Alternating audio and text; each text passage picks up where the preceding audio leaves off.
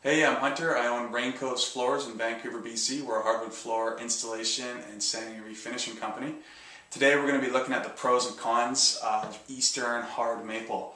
So this should be a very familiar floor to you. This is what you're going to see in pretty much all the gymnasiums that you've ever been to and pretty much all the dance floors you've been to. So the reason for that is tensile strength and the fact that it's a very closed grained wood, so that means it doesn't sliver as easily when kids are racing along in their socks or sliding on it. So that's one of the reasons. The second reason is the tensile strength.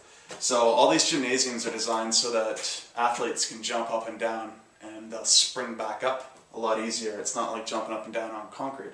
So how they do this is you have what's called a sprung floor. So it's sleepers, which are probably every 16 inches.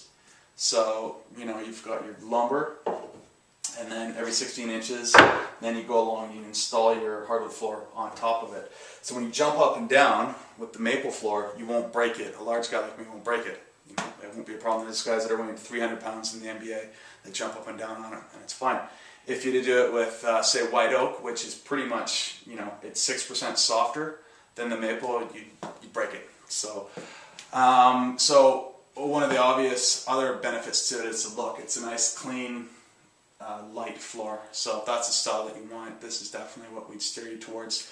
One of the drawbacks to maple is some people don't like how it stains. I actually like how it stains. I think it looks neat.